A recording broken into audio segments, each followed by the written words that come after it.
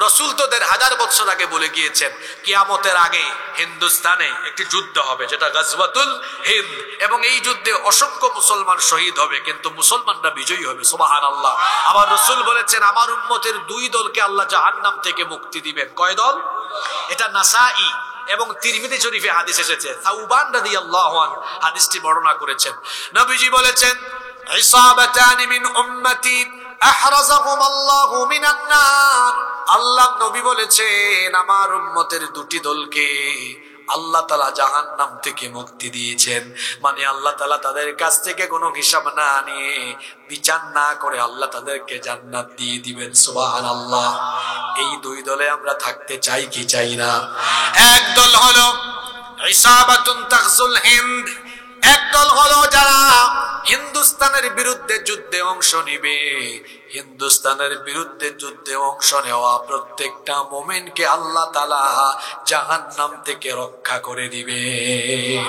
খেয়াল করে শুনেন হাদিসটা, শহীদ হওয়া নয়, যুদ্ধে অংশগ্রহণ। তাহলে ১৫০০ বছর আগে রাসূলের এই হাদিস আমাদের কি বার্তা দেয়? হিন্দুস্তানে একটা যুদ্ধ হতে পারে। আমরা আগেই বলেছি যুদ্ধ প্রিয় নই, আমরা কি? শান্তি প্রিয়। জুড়ে বলেন কি? শান্তি প্রিয়। কিন্তু আপনি যদি নিজেই যুদ্ধ বাজিয়ে দেন, আমি তো বসে থাকবো না। আমি আক্রান্ত হলে আমি কি বসে থাকবো? বসে থাকবো না। এদেশের প্রতিটি যুবক, তরুণ, আবাল, বৃদ্ধ, বনিতা গাজওয়াতুল হিন্দের চেতনা নিয়ে যখন ময়দানে নামবে, রাসূলের ভবিষ্যৎবাণী অনুযায়ী মুসলমান তো বিজয়ী হবে। এই জন্য আমি বলেছি ভারত যদি আমার দেশের মানচিত্রের দিকে কুনজর দেয়, শুধুমাত্র 7 সিস্টার নয়, ওদের ভারতের মানচিত্র টুকরা টুকরা হয়ে গিয়ে দিল্লিতে কালেমার পতাকা উড়িয়ে দেওয়া হবে।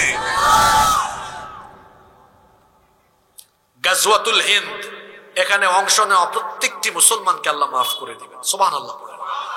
আরো একদল বাকি আছে না? আরেক দল কে? নবীজি বলেছেন ওয়া ইসাবাতুন তাকুনু মা ঈসা ইবনে মারইয়াম আলাইহিস সালাম। আমরা জানি পৃথিবীর একজন নবীর এখনো ইন্তেকাল হয় নাই। ওই নবীর নাম কি? আল্লাহ তাকে আবার পাঠাবেন দাজ্জালকে কতল করার জন্য। তিনি যখন আবার আসবেন, ঈসা আলাইহিস সালামের সাথী যারা হবে, তার সৈন্য যারা হবে, আল্লাহ তাদেরকেও জাহান্নাম থেকে মুক্তি দিয়ে দিবেন। বেঁচে থাকলে আমরা যেন এই ২ দলে শামিল হতে পারি। আল্লাহ আমাদেরকে কবুল করেন। বলছিলাম ইসলামী শাসন ব্যবস্থা থাকলে হিন্দু, বৌদ্ধ, খ্রিস্টান সবাই তার অধিকার পাবে, কারো উপরে কোনো জুলুম হবে নাম্বার 5, ইসলামী শাসন ব্যবস্থা থাকলে পরে সকল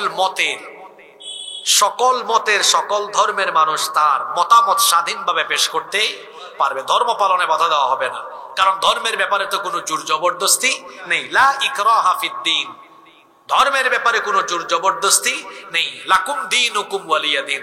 যদিও আমাদের বাংলাদেশে এক রাবিয়া বছরই একবার বলছিলেন, বুখারী শরীফে আছে লাকুম দীনুকুম ওয়ালিয়া দীন। এটা কি বুখারী শরীফে নাকি? জোরে বলেন, এটা কোথায়? এটা কোরআনে আছে। তারপর আবার লাকুম দীনুকুম ওয়ালিয়া দীন বলে অর্থও করেছেন। আরে বাপ রে বাপ, ইবনে কাসিরের চেয়েও বড় তাফসীর কারো। লাকুম দীনুকুম ওয়ালিয়া দীন, ধর্ম যার যার, উৎসব সবার। ইন্না লিল্লাহি ওয়া ইন্না ইলাইহি, এটার অর্থ কি এই?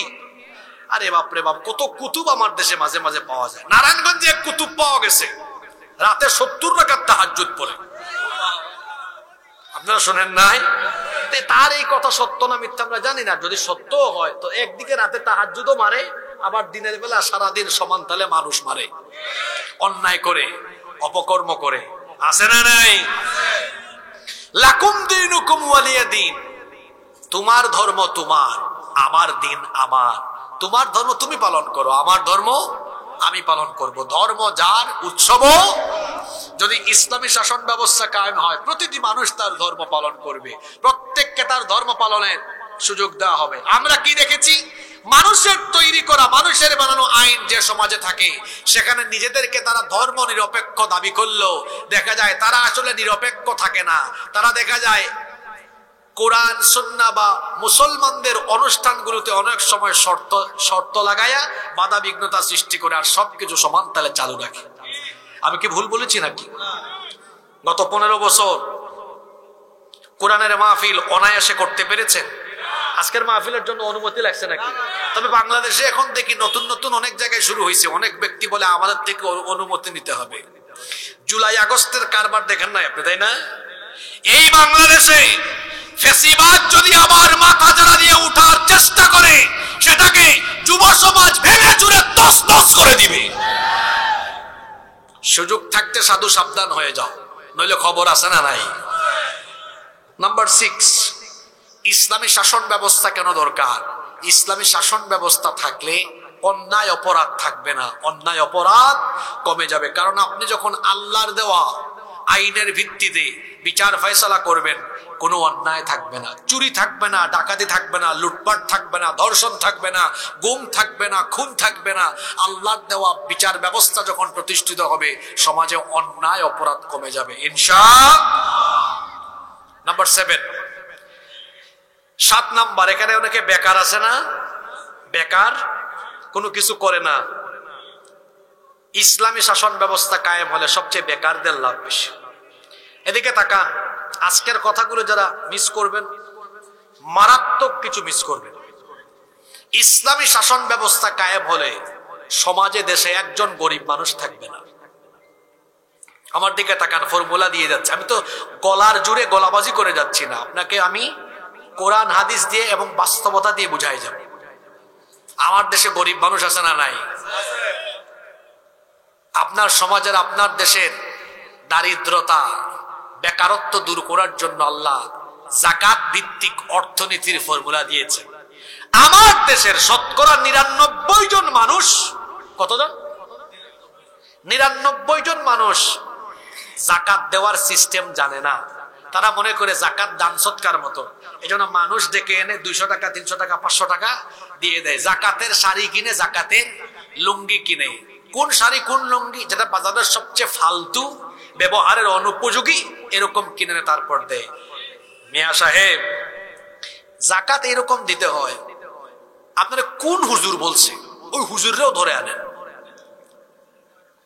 যাকাত আল্লাহ কেন দিয়েছেন?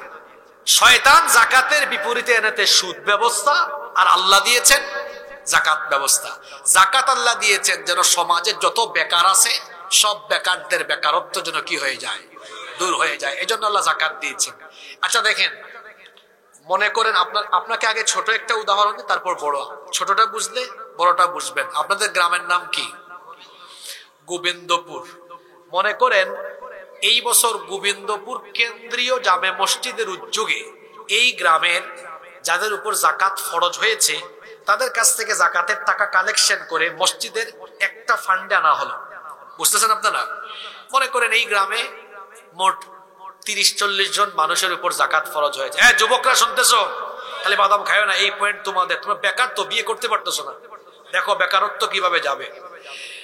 এখানে মনে করেন 30-40 জনের উপর যাকাত ফরজ হয়েছে। মোট অ্যামাউন্ট আমি কম করে উদাহরণ দিই, বুঝবেন। 2 লক্ষ টাকা যাকাত উত্তোলন হয়েছে। কত লক্ষ টাকা? জোরে বলেন কত? আপনি চাইলেই 2 লক্ষ টাকা জন প্রতি 500 টাকা করে করে দিলে মোট কতজনকে দেওয়া যাবে? 400 জনকে। কতজনকে? এটা যাকাতের হক আদায় হবে না। আপনি এক কাজ করেন, 400 জনকে 2 লক্ষ টাকা না দিয়ে 4 জনকে দেন। কয়জনকে? কোথায় 400 আর কোথায়? বলবেন হুজুর এটা কোনো হিসাব হইলো? আপনি তো বেইনসাফ মানুষ। 400 জনকে দিলে 400 জন পাইতো না? আপনি 396 জনকে বাদ দিচ্ছেন কেন? বাদ দিচ্ছি কেন আগে শুনেন। এই গ্রামের 4 জন পুরুষ বা নারী হতে পারে, গরিব, খাইতে পারে না, চলতে পারে না, আনেন। আপনারা আনলেন। একজন বিধবা মহিলা, তাকে আপনি 30-40 হাজার টাকা দিয়ে একটা সেলাই মেশিন কিনে দেন। এই মহিলার সংসার চলতে আর অসুবিধা হবে? কথা বলেন। আর একটা ছেলে, তার পুরো পরিবার নিয়ে টেনশনে, খাইতে পারে না, ওর একটা ভ্যান কিনে দেন। আপনাদের এলাকায় ভ্যান আছে নাকি? ভ্যান চালায়, ভ্যান কিনে দেন। আরেকজন, তার জমি আছে কিছু অল্প, 2টা হালের বলদ কিনে দিলে চাষবাস করে খাইতে পারবে, তো 2টা হালের বলদ বা গাভী কিনে দেন। হইল কয়জন? 3 জন। আরেকজনকে একটা টমটম, অটোরিকশা বা একটা ছোট টঙের দোকান করে দেন। 2 লক্ষ টাকা যাকাত উত্তোলন করে 4 জন ব্যক্তিকে দিলেন। বলেন এই 4 জন ব্যক্তি 1 বছর যদি এগুলা, এই সব যেগুলা দিয়েছেন এগুলা দিয়ে উপার্জন করে পরবর্তী বছর এরা কি আর যাকাত খাওয়ার উপযুক্ত থাকবে? বলেন থাকবে? আমার দেশে বাণিজ্য মন্ত্রণালয় আছে, বিমান মন্ত্রণালয় আছে, পরিকল্পনা মন্ত্রণালয় আছে, স্বরাষ্ট্র মন্ত্রণালয় আছে, পররাষ্ট্র মন্ত্রণালয় আছে। আমার দেশে যদি ইসলামী শাসন ব্যবস্থা থাকতো, আর যদি যাকাত মন্ত্রণালয় থাকতো, ওই গোবিন্দপুর মসজিদ যেমন তার পুরা গ্রামের টাকা এক জায়গায় উঠাইছে, যাকাত মন্ত্রী তিনি গোটা দেশের মানুষের যাকাতের টাকা যাকাত মন্ত্রণালয়ে উঠাইতেন। আমার ধারণা বাংলাদেশে প্রতি বছর যাকাত মন্ত্রণালয়ে যাকাত উঠানো যাবে কমপক্ষে 10 থেকে 15,000 কোটি টাকা, আরো বেশি হবে। মনে করেন এই বছর, আমি একটা উদাহরণ দিই কিভাবে গরিব মানুষ থাকবে না দেশে। এই বছর যাকাত মন্ত্রণালয়ে 1,40,000 কোটি টাকা উঠানো হলো। কত? 1,40,000 কোটি টাকা উঠানো হলো। এখন এই টাকার আপনি বাংলাদেশের 70 লক্ষ যুবক যারা বেকার, এদের কারণ কত লক্ষ বললাম? 70 লক্ষ। প্রত্যেকজনকে 2 লাখ করে দেন, তাইলে 1,40,000 কোটি টাকা শেষ। বলেন তো 70 লক্ষকে 2 লক্ষ করে দিলে এই মানুষগুলো আর গরিব থাকবে? এইরকম যদি 5-10 বছর যাকাত মিনিস্ট্রির মাধ্যমে যাকাত সেন্ট্রালি কালেক্ট করে সেন্ট্রালি ডিস্ট্রিবিউট করা হয়, 10 বছর পরে চ্যালেঞ্জ করে গেলাম এই মাঠ থেকে, একজন গরিব মানুষ বাংলাদেশে খুঁজেও পাবেন না আপনি। এবার আসেন হুজুর, কুরআন দিয়া তো বললেন, একটু বাস্তবিক উদাহরণ দেন তো। পৃথিবীতে কি এরকম কখনো হয়েছিল? ওই আলেমদেরকে সাক্ষ্য রেখে বলছি, কার শাসন আমলে এরকম হয়েছিল? ওমর ইবনে আব্দুল আজিজ রহমতুল্লাহি আলাইহির জামানায় মানুষ যাকাত নিয়ে রাস্তায় রাস্তায় ঘুরছে, একজন মানুষ পায় নাই যাকাত দিবে। সুবহানাল্লাহ মুখ দিয়ে বাইরে, কোন মানুষ নিয়ে ওয়াজ করি আমি? আপনি বুঝছেন আমার কথা? তাইলে বলেন এই দেশে বেকারত্ব দারিদ্রতা দূর হোক আপনারা চান কিনা? তো বেকারত্ব দারিদ্রতা দূর করতে হলে নেতা নেত্রীর শাসন চান না ইসলামী শাসন চান? জোরে বলেন। এই ইসলাম কবুল করলে পরে আপনার জীবনের সকল ব্যবস্থাপনা ইসলামের আলোকেই করতে হবে। এখন যদি আপনি আপনার নামাজ, রোজা, হজ, যাকাত আপনি যদি কেবলমাত্র ধর্মীয় আচার অনুষ্ঠানগুলো ইসলাম মোতাবেক পরিচালনা করেন, আর আপনার ব্যবসা বাণিজ্য, আপনার সমাজ, আপনার অর্থনীতি, আপনার রাজনীতি, সেগুলো যদি আপনি ইসলাম বাদ দিয়ে অন্য কোনো মতাদর্শের আলোকে পরিচালনা করেন, তাহলে আপনি কিন্তু আল্লাহর দেওয়া এই জীবন ব্যবস্থা জীবনে পূর্ণাঙ্গ অনুসরণ করতে পারলেন না। রব্বুল আলামিন এই সকল লোকদেরকে কেন্দ্র করে কোরআনে আয়াত নাজিল করেছেন। আল্লাহ তাআলা কোরআনে কারীমের 2 নম্বর সূরা সূরাতুল বাকারার 85 নম্বর আয়াতে বলছেন, আফাতুমিনুনা বিবাদিল কিতাবি ওয়া তাকফুরুনা বিবাদ। তাহলে কি তোমরা এই কিতাবের কিছু অংশের উপরে ঈমান এনেছো, আর কিছু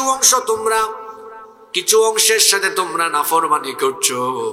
তুমি দেখা যায় এমন তোমার জীবনকে 2 ভাগ করে নিয়েছো। তুমি 1 ভাগ করেছো ধর্মের জন্য, আর তোমার অর্থনীতি, রাজনীতি, তোমার জীবনের অন্যান্য দিকগুলো সেগুলো ইসলাম বাদ দিয়ে পরিচালনা করছো। আল্লাহ তাআলা বলছেন, তাহলে কি তারা এমন লোক যারা দাবি করে ইমানদার, কিন্তু ইমানের দাবি করার পরে তারা তাদের বিচার ফয়সালা আর তাদের সমাজ রাষ্ট্র পরিচালনার জন্য আল্লাহর দেওয়া আইন বাদ দিয়ে, আল্লাহর দেওয়া জীবন ব্যবস্থা বাদ দিয়ে অন্যান্য জীবন ব্যবস্থার তালাশ তারা করে নাকি? কোরআনে কারীমের 4 নম্বর সূরা সূরাতুন নিসা এর 60 নম্বর আয়াতে আল্লাহ তাআলা বলছেন, আলাম তারা ইলাল্লাযীনা ইয়াজউমুনা আন্নাহুম আমানু বিমা উনজিলা ইলাইকা ওয়া মা উনজিলা মিন ক্বাবলিক। আল্লাহ তাআলা বলছেন, ও নবী আপনি কি তাদেরকে দেখেননি যারা দাবি করে আমি আপনার উপর যা নাজিল করেছি সেগুলোর উপর তারা ঈমান এনেছে, এমনকি আপনার পূর্ববর্তীদের উপরে যা নাজিল করেছি সেগুলোর উপরেও তারা ঈমান এনেছে। তারা দাবি করে তারা ঈমানদার, কিন্তু তাদের বাস্তব স্বভাব হলো ইউরিদুনা আইয়াতাহাকামু ইলা الطاغوت وقد أمروا أن يكفروا به ويريد الشيطان أن يضلهم ضلالا بعيدا আল্লাহ তাআলা বলছেন তারা বলে ঈমানদার অথচ বাস্তবে তারা বিচার ফয়সালার জন্য তারা তাগুতের কাছে যায়। প্রশ্ন হলো তাগুত কারা? আল্লাহর দেওয়া জীবন ব্যবস্থা ব্যতি রেখে আল্লাহর দেওয়া জীবন ব্যবস্থা বাদ দিয়ে মানুষের তৈরি করা আইন কানুন মতাদর্শ গ্রহণ করে জীবন পরিচালনা করে যারা তাগুত হলো তারা। ঈমান আনার আগে তাগুতকে তালাক দিতে হবে। এজন্য আল্লাহ বলেছেন ফামান ইয়াকফুর বিত-তাগুতি ওয়া ইউমিন বিল্লাহি ফাকাদ ইসতামসাকা বিল উরওয়াতিল ওয়াসকা। অতঃপর যারা তাগুতের সাথে নাফরমানি করে আল্লাহর উপর ঈমান আনবে তারা এমন এক শক্ত রশিকে আঁকড়ে ধরলো লান ফিসাম লাহা ওয়াল্লাহু সামিউন আলীম। যেই রশি যেই বাঁধন ছিন্ন হওয়ার নয়। আল্লাহ বলছেন আমার উপর ঈমান আনার আগে তাগুতের সাথে সম্পর্ক ছিন্ন করো। কথা শুনতেছেন? শয়তান যাদেরকে কাতুকুতু মারে এরা যেন 2 মিনিটের ভেতরে এখান থেকে উঠে বের হয়ে যায়। এরা হচ্ছে কোরআনের মাহফিলের আদব নষ্টকারী। আপনার কি মনে হয় আমি আপনাকে কিচ্ছা শোনাতে বসেছি? আমি এমন হুজুর না যে হুজুর বসে 20 মিনিট না আহমাদুহু পড়ে আরো 10 মিনিট ভূমিকা মারে। আপনি দেখছেন সময় কেমনে বাঁচাই? 1 মিনিটের ভেতরে আলোচনায় ঢুকেছি, আপনাকে জায়গা মতো নিয়ে যাচ্ছি, আর আপনি মাহফিলের আদব নষ্ট করেন। কাতুকুতু যাদেরকে শয়তান মারে 2 মিনিট টাইম দিলাম বসে, নইলে এখানে এনে মাইকের সামনে দাঁড় করাই দিব। আমি খুব মেজাজি মানুষ। বাড়ি কোথায় জানেন তো? আমি হযরত শাহজালাল রহমতুল্লাহ আলাইহির রুহানি সন্তান। নিজের মধ্যে দুর্বলতা রাখি না, দুর্বল মানুষ দুর্বল ইমানদার দেখতেও পারি না। যারা 50-55 মিনিট বসতে পারবেন না উঠে চলে যান, আর যারা 50-55 মিনিট বসতে পারবেন ধৈর্য ধরে বসে থাকেন। বহু কথা আছে আজকে ইনশাআল্লাহ। কোথার থেকে কথা শুরু হয়েছে আপনি বুঝছেন? শুরুর কথা শুনবেন, নয়তো আপনি বুঝবেন না। আমাদের দেশে এখন বেহুশ মাহফিল হয় বেশিরভাগ জায়গায়। তাফসীরুল কোরআন মাহফিল না, নাম হলো তাফসীরুল কোরআন মাহফিল, কিন্তু বাস্তবে হয় বেহুশ মাহফিল। বেহুশ মাহফিল এটা আবার কোনটা? বক্তা নিজে জানে না কি বলে, কোনো টপিক নাই, বিষয় নাই, কিছুই নাই, ঝকা খিচুড়ি। কিছুক্ষণ গজল গায়, কিছুক্ষণ আজান দেয়, কিছুক্ষণ কিচ্ছা বলে, সাপের কিচ্ছা, বেগুনের কিচ্ছা, কিছুক্ষণ ডানে, কিছুক্ষণ বামে, কিছুক্ষণ চিল্লায়, কিছুক্ষণ লাফায়। আর শ্রোতা যারা সামনে বসে এরা কিছুক্ষণ পর পর ঠিক ঠিক বলে, কেউ দাঁড়িয়ে যায়, কেউ লাফায়। আপনি ঠিক বেঠিক বলার কে? আপনি ঠিক বললেও কোরআনের কথা ঠিক, আপনি ঠিক না বললেও কোরআনের কথা ঠিক। এখানে বসলে কি বলতে হয়?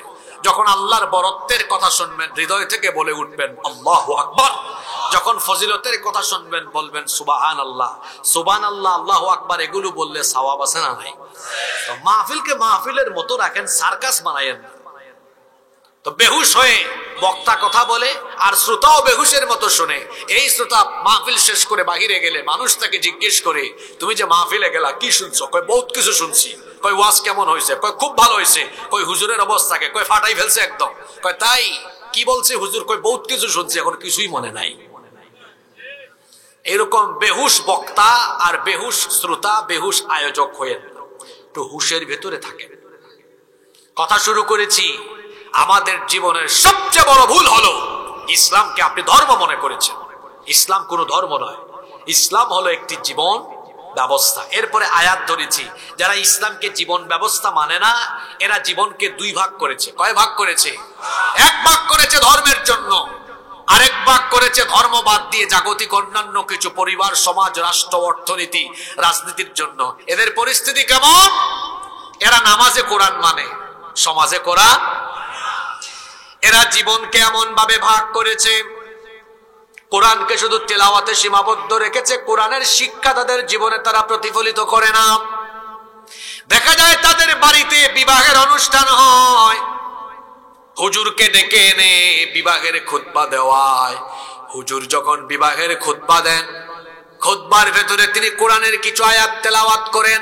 আশ্চর্য কথা, কোরআন তেলাওয়াত দিয়ে বিবাহ উদ্বোধন হচ্ছে, কিন্তু আগের রাতে এই বাড়িতে এই বিয়েকে কেন্দ্র করে নারী পুরুষ একসাথে হয়ে গায়ে হলুদের নামে তারা নাচ গান বাজনা করেছে, আবার যৌতুকের টাকায় বিবাহ হচ্ছে। তাহলে দেখা গেল কোরআন তেলাওয়াত বিয়েতে হচ্ছে, আবার কোরআন বিরোধী কাজও হচ্ছে। ব্যবসা প্রতিষ্ঠান উদ্বোধনের সময় হুজুর ডেকে এনে তারপরে ব্যবসা প্রতিষ্ঠান উদ্বোধন করে, অথচ সুদের টাকায় ঘুষের টাকায় ব্যবসা প্রতিষ্ঠান শুরু করেছে, কোরআন তেলাওয়াত দিয়ে ব্যবসা প্রতিষ্ঠান আরম্ভ করে। কিন্তু দেখা যায় ব্যবসা করে ওজনে কম দেয়, মিথ্যা বলে প্রতারণা ধোঁকাবাজি করে মানুষের সাথে প্রতারণা করে। পার্লামেন্ট উদ্বোধনের আগে কোরআন থেকে তেলাওয়াত হয়, কোরআন তেলাওয়াত দিয়ে পার্লামেন্টের অধিবেশন আরম্ভ হলো। 20 মিনিট 30 মিনিট পরে আবার সেই পার্লামেন্টে কোরআন বিরোধী আইন পাশ করা হলো।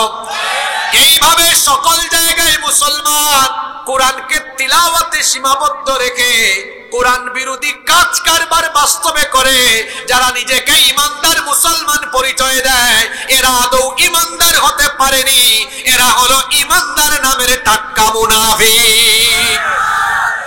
এইরকম মুনাফিক আমার সমাজে নাই, আপনার এলাকায় নাই। বলবেন হুজুর কই একটু দেখান, আমি নাম বলবো না কিন্তু খাসলত বলবো, মিলে যাবে। আমি খাসলত বললেই আপনি বুঝবেন।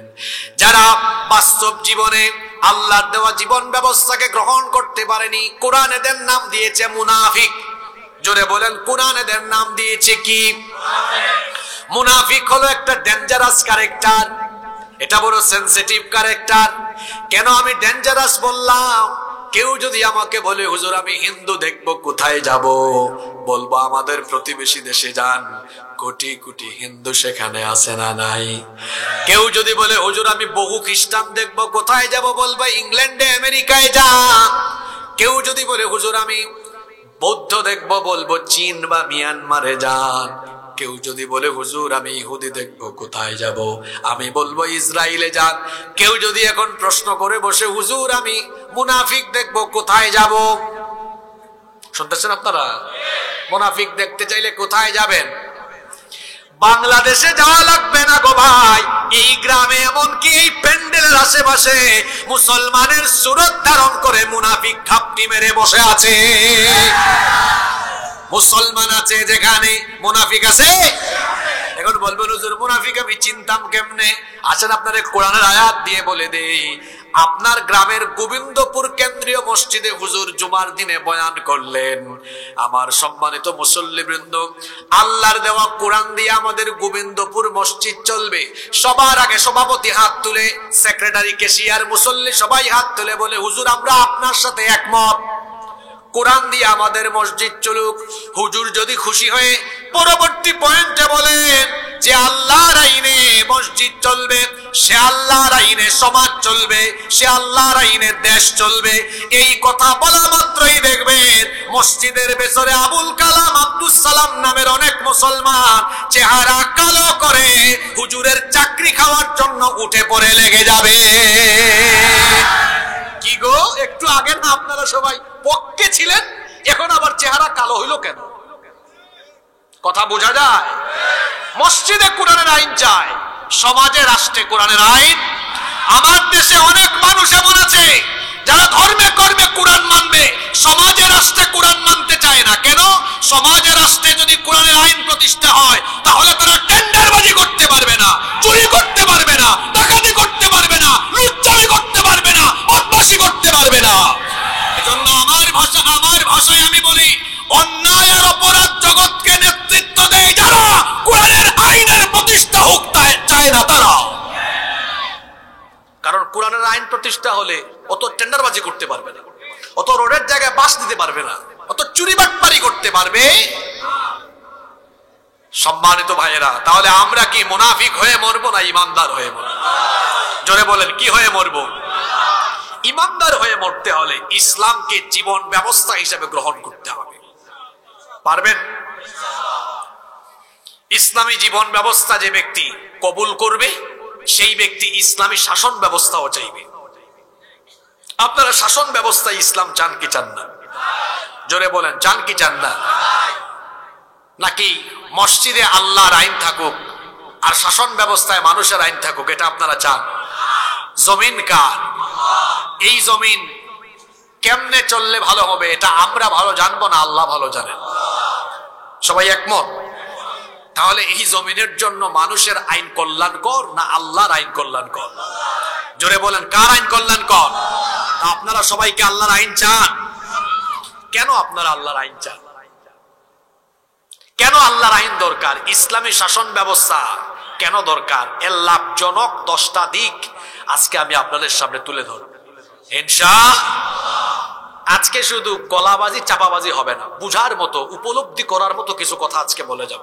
এরপরে আপনারা সিদ্ধান্ত নেবেন যে মানুষের শাসন দরকার না আল্লাহর শাসনে দরকার। সিদ্ধান্ত নেওয়ার ইখতিয়ার আমার না, সিদ্ধান্ত নেওয়ার ইখতিয়ার একমাত্র আপনার। এটা আমি আপনার উপর ছেড়ে দিয়ে যাব, চাপায়ে দিয়ে যাব না। তাহলে ইসলামী শাসন ব্যবস্থা কেন দরকার? এর লাভজনক কয়টা দিক আজকে তুলে ধরবো। জোরে বলেন কয়টা? ক্লান্ত হয়ে গেছেন নাকি?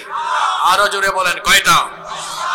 নাম্বার 1, 1 নাম্বার, ইসলামী শাসন ব্যবস্থা যদি প্রতিষ্ঠিত হয়, ইসলামী শাসন ব্যবস্থা যদি প্রতিষ্ঠিত হয় তাহলে সমাজের মধ্যে ন্যায় বিচার প্রতিষ্ঠিত হবে। কি প্রতিষ্ঠিত হবে?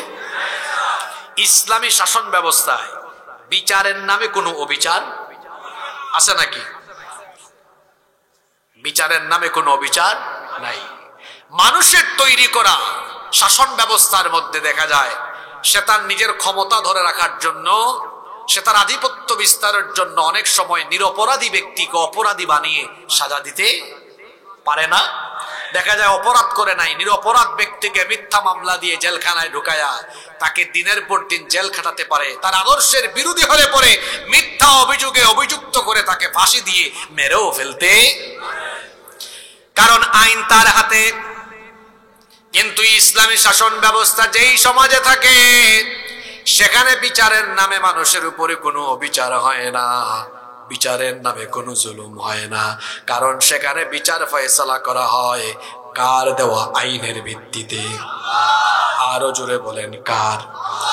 সে আল্লাহ তাআলা হুকুম করছেন, ওয়া ইযা হাকামতুম বাইনান নাসি আন তাহকুমু বিল আদল। আর যখন তোমরা মানুষের মধ্যে বিচার ফয়সালা করবে তখন তোমরা ইনসাফ কায়েম করবে। ইসলামী শাসন ব্যবস্থায় কি রকম সুবিচার কায়েম হয় দেখেন। আল্লাহর নবীর আদালতে একবার মাখজুমিয়া গোত্রের কুরাইশি একজন সম্ভ্রান্ত নারীকে আদালতে সুপর্দ করা হলো। এই মহিলার অপরাধ ছিল তিনি চুরি করেছেন, চুরির অভিযোগে তাকে আদালতে সুপর্দ করা হলো। সাহাবায়ে কেরাম এই ঘটনাকে কেন্দ্র করে জমায়েত হলেন।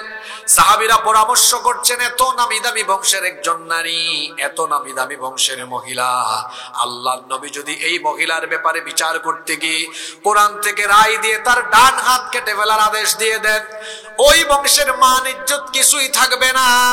সাহাবায়ে কেরাম পারস্পরিক পরামর্শ করছেন এই মহিলার বিচারের রায় একটু কমায় দেওয়ার জন্য নবীজিকে সুপারিশ করা দরকার। কিন্তু কে নবীজির কাছে এই সুপারিশ নিয়ে যাবে? কোন সাহাবীর সাহস হয় না। অবশেষে সাহাবায়ে কেরাম হযরত উসামা ইবনে যায়েদ রাদিয়াল্লাহু আনহুকে বললেন, ভাই উসামা, তোমাকে তো আল্লাহর নবী বড় ভালোবাসেন, আল্লাহর নবী তোমাকে বড় পছন্দ করেন, তুমি নবীজির কাছে এই সুপারিশ নিয়ে যাও, দেখো নবীজি তোমার এই সুপারিশ রাখেন কিনা। উসামা ইবনে যায়েদ রাদিয়াল্লাহু আনহু তিনি যখন নবীজির কাছে এই সুপারিশ নিয়ে গেলেন, আল্লাহর নবী এটা শোনার পরে তার অবস্থা এমন হলো আসমান যেন তার মাথার উপরে ভেঙে পড়ার উপক্রম হয়ে গেল। আল্লাহর নবী তখন বললেন, ও আমার সাহাবীরা শোনো, সম্ভ্রান্ত বংশের নারী হওয়ার কারণে বিচারের রায় হালকা করে দিতে সুপারিশ তোমরা করছো।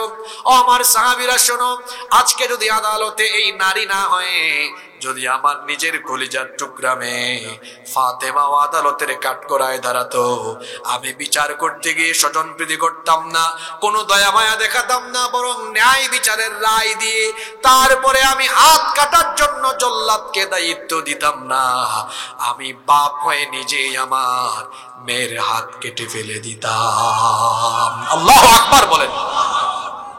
ইসলামী শাসন ব্যবস্থা থাকলে পরে বিচার আরো কম হয়। সে যদি নিজের মেয়েও হয়, অপরাধী হলে অপরাধী তার সাজা ভোগ করবে। আর মানুষের আইন যে সমাজে বা রাষ্ট্রে প্রতিষ্ঠা হয়, সেখানে নিজের ছেলে মেয়ে নিজের দলের লোক হলে 7 খুনও মাফ হয়ে যাবে। ধরলে পরে বলবে, এই কারে ধরছো? ওসি এটা আমার লোক, তাড়াতাড়ি ছাড়ো। দেখেন না, অনেকে অপরাধ করেও বুক ফুলিয়ে বাইরে ঘুরে বেরিয়েছে, আর অপরাধ না করেও নিরপরাধ অনেক আলেমকে অন্যায় ভাবে বছরের পর বছর জেলখানায় বন্দী করে রাখা হয়েছিল। মানুষের তৈরি করা আইন যে সমাজে থাকে, সেখানে কোনো ন্যায় বিচার পাওয়া যায় না। সেখানে দেখা যায় নিরপরাধীকে অপরাধী বানায়া মেরেও ফেলা হয়। কোরআনের পাখি আল্লামা দেলাওয়ার হোসেন সাঈদী রহমতুল্লাহ আলাইহি মানবতা বিরোধী যুদ্ধাপরাধী মিথ্যা নাটক মঞ্চস্থ করে তিনি ভারতীয় আধিপত্যবাদের বিরুদ্ধে কথা বলতেন, তিনি দেশের পক্ষে কথা বলতেন এবং আল্লাহর কোরআন প্রচার করায় কোরআন বিরোধীরা এবং তাদের সাথে ভারতীয় আধিপত্যবাদীরা যুক্ত হয়ে শুধুমাত্র ভারতকে খুশি করার জন্য অন্যায় হয়ে তাকে হত্যা করা হয়েছে। যে সমাজে কোরআনের বিচার থাকে না, ইসলামী শাসন থাকে না, সেখানে মানুষ ন্যায় বিচার। ইসলামী শাসন কেন দরকার? ইসলামী শাসন ব্যবস্থা থাকলে একজন মানুষও ন্যায় বিচার থেকে বঞ্চিত হবে না। আপনারা সমাজে ন্যায় বিচার প্রতিষ্ঠা হোক চান কি চান না? সবাই ন্যায় বিচার চান তো? তাহলে ন্যায় বিচারের জন্য ইসলামী শাসনের দরকার আছে না নাই? নাম্বার 2, কেন ইসলামী শাসন ব্যবস্থার দরকার? ইসলামী শাসন ব্যবস্থা ছাড়া, ইসলামী আইন ছাড়া অন্যান্য সকল শাসন ব্যবস্থা, আইন, এগুলো হলো জাহালত, এগুলো হলো অন্ধকার। এগুলো দিয়ে মানুষ কখনো উন্নত, সুখী, সমৃদ্ধশালী হতে পারবে। রব্বুল আলামিন বলছেন, আফাহুকমাল জাহিলিয়াতি ইয়াবগুন ওয়া মান আহসানু মিনাল্লাহি হুকমান লিকওমি ইউকিনুন। আল্লাহ তাআলা বলছেন, তারা কি জাহেলি যুগের শাসন ব্যবস্থা চায় নাকি? অজ্ঞতা, বর্বরতা, অন্ধকারাচ্ছন্ন জীবন ব্যবস্থা, শাসন ব্যবস্থা তারা চায় নাকি? অথচ বিশ্বাসীদের জন্য আল্লাহর দেওয়া জীবন ব্যবস্থার চাইতে উত্তম কোন জীবন ব্যবস্থা আর হতে পারে? বিশ্বাসীদের জন্য আল্লাহর দেওয়া জীবন ব্যবস্থা ব্যতীত অন্য কোন জীবন ব্যবস্থা উত্তম হতে পারে না। কেন? আল্লাহর আইন মানুষের জন্য কল্যাণকর। আমার দিকে তাকান, খুব ভালো করে বোঝার চেষ্টা করেন। মানুষ যখন আইন বানাবে, সে প্রথমেই তার নিজের ক্ষমতার স্বার্থে, নিজেকে যাতে ক্ষমতায় দীর্ঘস্থায়ী, লং টার্মে রাখা যায়, নিজের দলের স্বার্থে, নেতা কর্মীর স্বার্থে আইন বানাবে।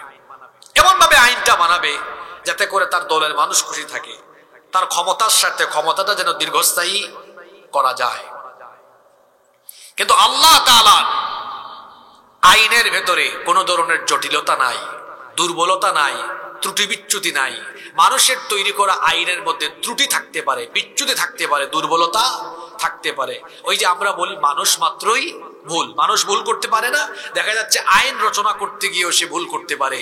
এজন্যই দেখবেন মানুষের তৈরি করা আইন দিয়ে পৃথিবীতে যত দেশ চলে, এই আইনগুলো ফিক্সড না। কয়েক বছর, কয়েক মাস পর পর আইন সংশোধন হয়, বাতিল হয়, অ্যাড করা হয়, কারণ মানুষ ভুল করে। কিন্তু আপনারা বলেন তো, আল্লাহ তাআলা আমাদেরকে যে আইনের কিতাব দিয়েছেন, এখানে কি কোনো ভুল ভ্রান্তি আছে? যালিকাল কিতাব লা রাইবা ফি হুদাল লিল মুত্তাকিন, এর ভেতরে কোনো ভুল নাই, কোনো সন্দেহ নাই। তাহলে একমাত্র নির্ভুল, অথেন্টিক, ত্রুটিমুক্ত, জটিলতামুক্ত আইনের কিতাব দিয়েই তো মানবতার কল্যাণ হতে পারে। দোষ ত্রুটি যুক্ত এবং জটিলতা যুক্ত আইন দিয়ে মানুষের ভাগ্যের পরিবর্তন হয় না, হবেও না। এজন্য দেখুন, এই দেশ 71 সালে স্বাধীন হয়ে আজ 2025, 54 বছর ধরে এখানে শুধু ব্যক্তি আর দলের পরিবর্তন হয়, মানুষের ভাগ্যের পরিবর্তন হয় না। মানুষের ভাগ্যের পরিবর্তন ততদিন হবে না যতদিন না আল্লাহর দেওয়া আইনের ভিত্তিতে এই দেশ পরিচালিত হয়। এবার আমার দিকে তাকান, এই যে আমরা এখানে চেয়ারে বসা 3 জন, এই গোবিন্দপুর চালানোর জন্য ওনাকে দায়িত্ব দিলেন, আপনি এই গোবিন্দপুর চালান। উনি গোবিন্দপুর চালানোর জন্য কিছু আইন বানালেন, ফৌজদারি দেওয়ানি, চুরি করলে কি, ডাকাতি করলে কি, মানুষের সম্পদ দখল করলে কি, ইত্যাদি ইত্যাদি আইন বানালেন। উনি তো এক সময় রিটায়ার্ডে যাবেন বা তার মরণ হবে। এর পরবর্তীতে মনে করলেন, উনি আসলেন। তিনি আসার পরে মনে করলেন, আমি যে দল গঠন করে আসছি, আমার দলের বেশিরভাগই শেষরা চোর, এদেরকে খুশি রাখা দরকার। এজন্য চুরির শাস্তি কমায় দিলেন, চাঁদাবাজির সুযোগ করে দিলেন। উনি ওনার মতো আইন কাটছাট করলেন। এরপরে আমি যখন চান্স পাইলাম, আমি চিন্তা করলাম আমার আশেপাশে সব লুটপাটকারীর দল, এদেরকে খুশি রাখা দরকার। আমি আইন আরো কিছু বাতিল করলাম, কিছু অ্যাড করলাম। আপনাদের কি মনে হয় মানুষ আইন বানায় সে জনগণের স্বার্থে না নিজের ক্ষমতার স্বার্থে? জোরে বলেন, কার স্বার্থে? কেউ জনগণের স্বার্থে বানায় না। আপনি যদি এটা মনে করে থাকেন, আপনি ভুলের মধ্যে পড়ে আছেন। ও আইন বানাবে কতকাল পর্যন্ত ক্ষমতায় থাকা যায়, ও আইন বানাবে কিভাবে আমার দলের লোকদেরকে খুশি করা যায়। এজন্যই তো আল্লাহ তাআলা মানুষের নিত্য প্রয়োজনীয় দরকারি বিষয়গুলো মানুষের হাতে দেন নাই। কারণ মানুষ যে স্বার্থপর, এগুলো তার হাতে পাইলে খবর আছে। যেমন প্রতিদিন আমাদের যা যা দরকার, যেমন দেখেন আলো, সূর্যের আলো দরকার আছে না নাই? বাতাস, একটু কথা বলেন, মহিলাদের মতো কেন আপনারা? বাতাস, আগুন, পানি, অক্সিজেন, এগুলো কি মানুষের হাতে? জোরে বলতে হবে, কার হাতে? মানুষের হাতে দিলে কি হইতো জানেন? জুলাই আগস্টে এই কাম হইতো না। বলতে এই যতক্ষণ আমার কথা না মানবি অক্সিজেন বন্ধ করে রাখলাম, পানি দেব না, বাতাস দিব না। দিনের বেলা আন্দোলন করো না, সূর্যের আলো দিব না। তাহলে বোঝা গেল দরকারি বিষয়গুলো আল্লাহ মানুষের হাতে, আল্লাহ নিজের কাছে রেখে দিয়েছেন। আপনার আমার চেয়ে আল্লাহ ভালো জানেন এই মানুষ সেলফিশ। সে যখন আইন বানানোর সুযোগ পাবে, নিজের ক্ষমতার স্বার্থে যা দরকার তাই করবে। আপনি দেখেন না, ক্ষমতার স্বার্থে গুলি করে মানুষ মারে। ওর হাতে আলো বাতাস আগুন পানি থাকলে আগুন বাতাস আলো পানি না দিয়ে মানুষ মারবে। আপনি কি কথা বুঝেন? এই জন্য আল্লাহ এগুলো দেন নাই। গুরুত্বপূর্ণ জিনিস আল্লাহ তার কাছে রেখেছেন, যাতে মানুষ স্বৈরাচারী হলেও অতিমাত্রার স্বৈরাচারী যেন না হতে।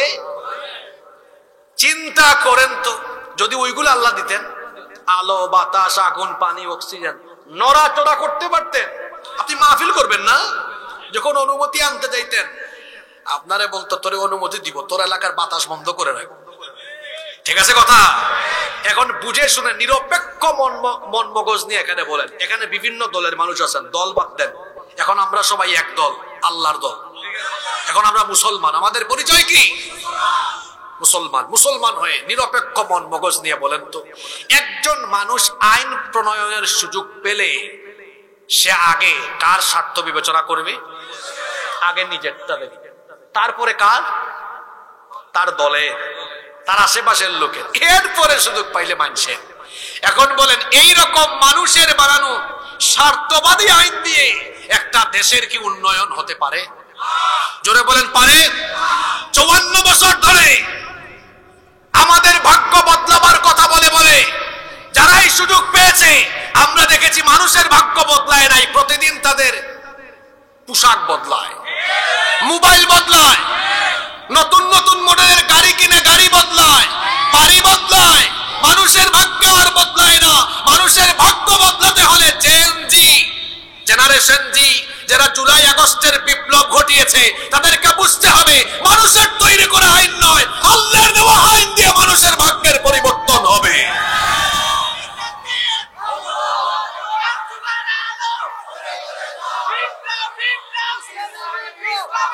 স্লোগান পড়ে দিয়েন, একসাথে পড়ে দিয়েন। আগে আমার পয়েন্টগুলো শেষ করতে দেন, পয়েন্টগুলো মনে রাখতে হবে। 1 নাম্বার, ইসলামী শাসন ব্যবস্থা কেন দরকার? ইসলামী শাসন ব্যবস্থা থাকলে সব মানুষ ন্যায় বিচার পাবে। 2 নাম্বার পয়েন্ট কি বলেছি? ইসলামী শাসন ব্যবস্থা না থাকলে গোটা জাতি অন্ধকারে পড়ে থাকবে, আলোকিত হতে পারবে। 3 নাম্বার, কেন ইসলামী শাসন ব্যবস্থা দরকার? আমার দিকে তাকান, আপনারা একটু মনোযোগ বাড়ান। গতানুগতিক অন্যান্য মাহফিলে যা শুনেন, আজকে একটু ব্যতিক্রমী কথাবার্তা শুনবেন। ইসলামী শাসন ব্যবস্থা কেন দরকার? ইসলামী শাসন ব্যবস্থা যদি কোনো রাষ্ট্রে, কোনো সমাজে প্রতিষ্ঠা না হয়, তাহলে আল্লাহর কোরআনের বহু আয়াত কোরআন শরীফের ভেতরে বন্দী থাকবে, এগুলো কোনোদিন সমাজে আর বাস্তবায়ন। উদাহরণ নেবেন? আচ্ছা, এখানে আছে কোরআনে, ওয়াসসারিকু ওয়াসসারিকাতু ফাকতাউ আইদিয়াহুমা, চোর সে নারী হোক পুরুষ হোক, অপরাধ প্রমাণিত হলে ডান হাত কেটে দাও। আপনারা বলেন তো, ইসলামী শাসন ব্যবস্থা যদি প্রতিষ্ঠিত না হয়, এই আয়াতের আমল কি কোনো কালে ঘটবে? তাহলে এটা ইসলামী রাষ্ট্র, ইসলামী শাসন ব্যবস্থা না থাকলে এই আয়াত কিতাবের ভিতরে, বলেন বন্দি, কিতাবের ভিতরে, জোরে বলেন কিতাবের ভেতরে। সূরা নূর খুলেন, আল্লাহ সেখানে কি বলছেন? জিনা করে, ব্যভিচার করে, অবিবাহিত হলে তারে 80টা বেত লাগাও, 1 বছরের জন্য নির্বাসনে পাঠাও, বিবাহিত হলে রজম, মৃত্যুদণ্ড নিশ্চিত করো। যদি ইসলামী শাসন ব্যবস্থা কোনো সমাজে প্রতিষ্ঠিত না হয়, তাহলে এই আয়াতের বাস্তবায়ন হবে? কথা বলছেন না কেন? তাহলে এই আয়াত কিতাবের ভেতরে বন্দী। তাহলে বোঝা গেল, ইসলামী শাসন ব্যবস্থা যদি প্রতিষ্ঠিত না হয়, কোরআনের শত শত হাজার হাজার আয়াত কোরআনের মধ্যেই বন্দী থাকবে, বাস্তবায়ন। এখন আল্লাহ এই আয়াত দিয়েছেন, এই বিধান দিয়েছেন, এগুলো কোরআন শরীফের ভেতরে থাকার জন্য না সমাজ রাষ্ট্র প্রতিষ্ঠা হওয়ার জন্য? আজ আপনার সমাজ, আপনার রাষ্ট্রে আল্লাহর দেওয়া এই ইফেক্টিভ কল্যাণকর আইনগুলো নেই বলে আপনার সমাজে চুরি বাড়ে, ডাকাতি বাড়ে, লুটপাট বাড়ে, ধর্ষণ বাড়ে। আপনি চুরি, ডাকাতি, ধর্ষণ, লুটপাটের বিচার কোরআন দিয়ে করে দেখেন, সবাই তারের মতো সোজা হয়ে যাবে। আপনি আপনার আইন দিয়ে বিচার করেন। এক চোর চুরি করে জেলে ঢুকছে, যাওয়ার সময় বলে যায় অসুবিধা নাই, এমনি হাত এমনি নাড়ে। আদালত চত্বরে অনেকে দেখবেন যে প্রিজন ভ্যানে উঠে হাত নাড়ে, নাড়ে না? তারপরে অনেককে বলে অসুবিধা নাই, কয়েকদিন পরে আমি আসতেছি। দেখা যায় জেল খেটে জামিন নিয়ে যখন বের হয়, আরো প্রমোশন নেয়। আগে ছিল ছোট চোর, পরে হয় বড় চোর।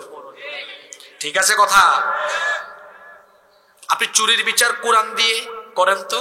এই গোবিন্দপুরে একজন চোর ধরে আল্লাহর দেওয়া বিধান কার্যকর করে দেখেন, একটা বিচার দেখে গোটা 14 গ্রামের চোরেরা তারের মতো সোজা হয়ে যাবে। ইসলামী শাসন ব্যবস্থা কেন দরকার? 3 নম্বর পয়েন্ট, ইসলামী শাসন ব্যবস্থা না থাকলে অনেক আয়াত কিতাবের ভেতরে বন্দী থাকবে, বাস্তবায়ন আর হবে। কয়টা পয়েন্ট গেল? নাম্বার 4, 4 নম্বর। কেন ইসলামী শাসন ব্যবস্থা দরকার? ইসলামী শাসন ব্যবস্থা থাকলে হিন্দু, মুসলমান, বৌদ্ধ, খ্রিস্টান সকল ধর্মের মানুষ তাদের পূর্ণাঙ্গ স্বাধীনতা পাবে, পূর্ণাঙ্গ অধিকার পাবে। নারী তার অধিকার পাবে, শিশু তার অধিকার পাবে, নারীরা এই দেশে বেইজ্জত হবে না, ব্যবসায়ী তার অধিকার পাবে, সবাই তার অধিকার পরিপূর্ণ আকারে পাবে। অনেকে বলে থাকেন, যদি ইসলামী শাসন ব্যবস্থা কোন সমাজে প্রতিষ্ঠিত হয় তাহলে হিন্দুদের কি হবে? এ যেন মায়ের চেয়ে মাসির দরদ। ইসলামী শাসন ব্যবস্থা কায়েম হলে হিন্দু কেন, বৌদ্ধ, খ্রিস্টান সব ধর্মের মানুষ আরো আরামে থাকবে। আমি আমার ভাষায় বলি, মায়ের কোলে শিশু যেমন নিরাপদ, ইসলামী রাষ্ট্রে অমুসলিমরাও আরো নিরাপদ। সুবহানাল্লাহ। কারণ আমার ইসলাম এত সুন্দর। আল্লাহ আমাদেরকে শিখিয়েছেন, তোমাদের রাষ্ট্রে বসবাসকারী ও মুসলিম যদি থাকে তাদের উপর জুলুম করো না, তাদের উপরে নিপীড়ন করো না। রব্বুল আলামিন কোরআনে কারীমের 60 নম্বর সূরা সূরাতুল মুমতাহিনা এর 8 নম্বর আয়াতে বলছেন, লা ইয়ানহাকুমুল্লাহু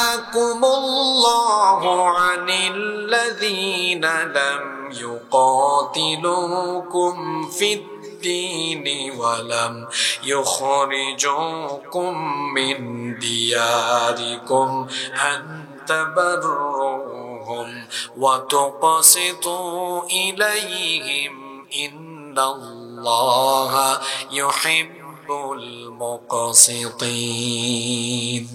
আল্লাহ তাআলা বলছেন, যারা তোমাদের সাথে যুদ্ধে জড়ায়নি তাদের ব্যাপারে আল্লাহর হুকুম হলো, আল্লাহ বলছেন তাদেরকে তোমরা, তাদের সাথে তোমরা রুরু আচরণ করো না, জুলুম করো না। দিনের ব্যাপারে যারা তোমাদের সাথে যুদ্ধে জড়ায়নি এবং যারা তোমাদেরকে ঘর বাড়ি থেকে বিতাড়িত করেননি, যারা করেনি, আল্লাহ বলছেন তাদের সাথে সম্মানজনক আচরণ করো, তাদের সাথে ইনসাফপূর্ণ আচরণ করো।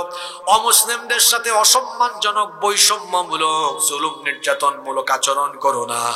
আল্লাহ বলছেন তাদের সাথে ন্যায় বিচার করো। আবার অন্য আয়াতে আল্লাহ বলেছেন, অমুসলিমদের উপাস্যদেরকে গালি দিও না, তোমরা যদি অমুসলিমদের উপাস্যদেরকে গালি দাও অজ্ঞতাবশত, তারাও তোমাদের আল্লাহ তাআলাকে গালি দিয়ে বসবে। এমনকি আমার ইসলাম কত সুন্দর, অমুসলিমদের উপাসনালয়ে হামলা চালাতে নিষেধ করেছেন মুহাম্মদ, আমরা বলি সাল্লাল্লাহু আলাইহি ওয়াসাল্লাম। আল্লাহ নবী যখন কোথাও কোনো সাহাবাদের দল প্রেরণ করতেন, যুদ্ধের কোনো বাহিনী পাঠাতেন, নিষেধ করে দিতেন নারী এবং শিশুদের গায়ে কোনো হামলা করো না, বয়স্কদের গায়ে হামলা করো না। শুধু তাই নয়, কোনো উপাসনালয়ে হামলা চালায় না। ইসলাম কত সুন্দর, যুদ্ধের সময়ও উপাসনালয়ে হামলা চালাতে নিষেধ করা হয়েছে। স্বাভাবিক অবস্থায় তো নিষেধ আছেই, তাহলে ইসলাম যদি কায়েম হয়ে যায়, অমুসলিমরাও আরামে থাকবে, তাদের উপাসনালয়গুলো অরক্ষিত থাকবে না, সুরক্ষিত থাকবে, তারা তাদের ধর্ম পালন করবে, তারা তাদের অধিকার ফিরে পাবে। ইসলামী শাসন ব্যবস্থা যদি কায়েম হয়ে যায়, সকল অমুসলিমেরা নিরাপদে এই দেশে থাকতে পারবে। কিন্তু আমার পাশের দেশ থেকে মাঝে মাঝে উস্কানি দেওয়া হয়।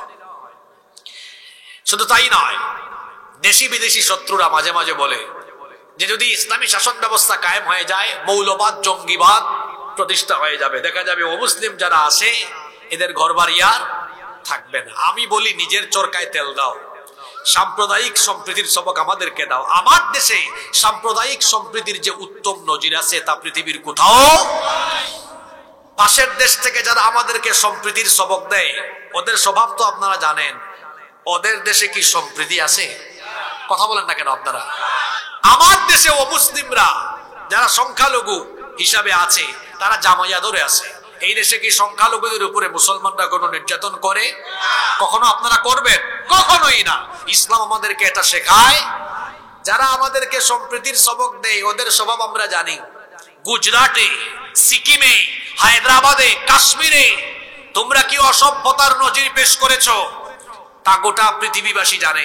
সম্প্রীতির সবক তোমরা আমাদেরকে দাও, অথচ পৃথিবীতে তোমাদের মতো উগ্র, তোমাদের মতো চরমপন্থী সন্ত্রাসী জঙ্গি আর কেউ নাই। আমরা এই বাংলাদেশে কখনো কোনো উপাসনালয়ে হামলা চালাইনি, কোনোদিন চালাবো না।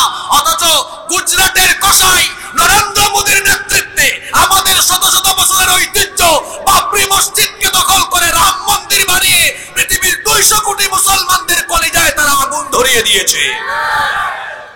এরা আমাদেরকে কি করে সম্প্রীতির সবক দেয়? ভারতবর্ষের ইতিহাস আমরা জানি। 750 বছর আমাদের পূর্বপুরুষরা ভারতবর্ষ শাসন করেছেন। কোনদিন আমাদের মুসলমান কোন শাসক অমুসলিমদের উপাসনালয় দখল করেননি। ইসলাম আমাদেরকে এটা শেখায় না। 47 সালে ভারত 2 ভাগ হয়ে হিন্দুস্তান আর পাকিস্তান হয়েছে। 71 সালে পাকিস্তান 2 ভাগ হয়ে বাংলাদেশ আর পাকিস্তান হয়েছে। 47 থেকে নিয়ে 2025 এই 74 বছরে তোমরা ইতিহাসকে পাল্টে দিয়েছো। এর আগে তো ভারতবর্ষকে শাসন করেছে প্রায় 200 বছর ব্রিটিশরা। তার আগে মুসলমানরা। ভারতবর্ষে সুন্দর সুন্দর যা আছে সব মুসলমানদের হাতে গড়া। আমার মুসলমান কোন শাসক কখনো কোন সাম্প্রদায়িক দাঙ্গা লাগায়নি, নেতৃত্ব দেয়নি, অমুসলিমদের উপাসনালয় দখল করেনি, কোন অমুসলিমকে হামলা করেনি। এখনো মুসলমানরা এগুলো করে না, কারণ কোরআন আমাদেরকে এই শিক্ষা দেয় না। পাশের দেশ থেকে যারা আমার দেশের হিন্দু, বৌদ্ধ, খ্রিস্টান ভাই বোনদেরকে উস্কে দিতে চায়, আমরা বলবো আমার দেশের হিন্দু, বৌদ্ধ, খ্রিস্টান সব ধর্মের ভাই বোনদেরকে বলবো এদের ফাঁদে আমরা যেন পা না দেই। কারণ এই দেশে আমরা যেভাবে সম্প্রীতি রক্ষা করে যুগের পর যুগ ধরে আমরা চলছি, সামনের দিনগুলো তো আমরা চলবো ইনশাআল্লাহ। এই সম্প্রীতি কেউ নষ্ট করতে পারবে। আপনারা দেখেছেন গত কয়েক মাস ধরে ভারতীয় মিডিয়াগুলোতে আমাদের দেশ সম্পর্কে কেমন মিথ্যাচার রটানো হয়েছে। বলা হয়েছে কি এদেশে নাকি হিন্দুদের ঘর বাড়ি জ্বালায় পুড়ে শেষ করে দেওয়া হচ্ছে। কথাটা কি সত্য? জোরে বলেন, সত্য? মিথ্যাচার রটিয়ে রটিয়ে তারপরে আমাদেরকে তো হুমকিও দিল। ওই যে একটা চ্যানেল আছে রিপাবলিক বাংলা, ময়ূখ রঞ্জন, ব্যাং যেমন লাফায় ও শুধু এরকম লাফায়।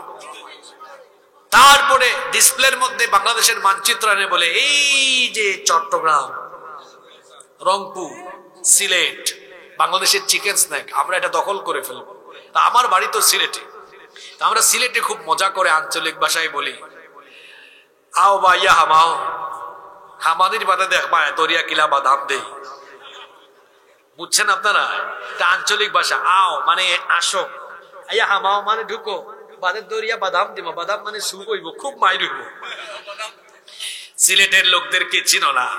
হযরত শাহজালাল রহমতুল্লাহ আলাইহির রুহানি সন্তানেরা, হযরত শাহজালাল রহমতুল্লাহ আলাইহি যেভাবে সিলেটে ঢুকে গৌর গোবিন্দকে সিলেট থেকে তাড়িয়ে দিয়েছেন, গৌর গোবিন্দের উত্তরসূরিরা উগ্রবাদীরা যদি সিলেটের মাটির দিকে হাত বাড়ায়, শাহজালালের উত্তরসূরিরা সেই কালো হাত ভেঙে চুরে টুকরা টুকরা করে দিবে। আমার দেশের মানচিত্রের উপরে কেউ যদি কুনজর দেয় তার খবর আছে। আমরা যুদ্ধপ্রিয় নই, আমরা শান্তিপ্রিয়। মুসলমানদের ইতিহাস হলো আমরা কখনো কাউকে আক্রমণ করি না, তবে আমাদের স্বভাব হলো আমাদেরকে কেউ আক্রান্ত করলে আমরা কাউকে ছাড়ও দেই না। একটা সিংহ ঘুমিয়ে আছে, ঘুমিয়ে থাকলে তাকে ঘুমিয়ে থাকতে দেওয়াই ভালো। তার কানের কাছে গিয়ে খুচাখুচি করলে সে যদি জেগে উঠে খবর আসে না নাই। মুসলমান তো সিংহের জাতি, আমরা শান্তিপ্রিয়, শান্তিতে আছে, শান্তিতে থাকতে দেন। আপনি যদি নিজে থেকেই গায়ের উপর এসে আমাদের পড়েন, আমরা তো বসে থাকবো না। ইউনুস সাহেব বলেছেন 7 সিস্টারের কথা, আর আমি আজকে এখানে বলে গেলাম। রসুল তো 1500 বছর আগে বলে গিয়েছেন কিয়ামতের আগে হিন্দুস্তানে একটি যুদ্ধ হবে, যেটা গাজওয়াতুল হিন্দ, এবং এই যুদ্ধে অসংখ্য মুসলমান শহীদ হবে, কিন্তু মুসলমানরা বিজয়ী হবে। সুবহানাল্লাহ। আবার রসুল বলেছেন আমার উম্মতের 2 দলকে আল্লাহ জাহান্নাম থেকে মুক্তি দিবেন। কয় দল? এটা নাসাই এবং তিরমিজি শরীফে হাদিস এসেছে। সাউবান রাদিয়াল্লাহু আনহু হাদিসটি বর্ণনা করেছেন। নবীজি বলেছেন ইসাবাতানি মিন উম্মতি আহরাজাহুমাল্লাহু মিনান নার। আল্লাহ নবী বলেছেন আমার উম্মতের 2টি দলকে আল্লাহ তাআলা জাহান্নাম থেকে মুক্তি দিয়েছেন।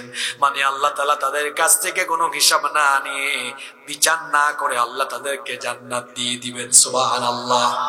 এই 2 দলে আমরা থাকতে চাই কি চাই না? এক দল হলো ইসাবাতুন তাগজুল হিন্দ, এক দল হলো যারা হিন্দুস্তানের বিরুদ্ধে যুদ্ধে অংশ নিবে।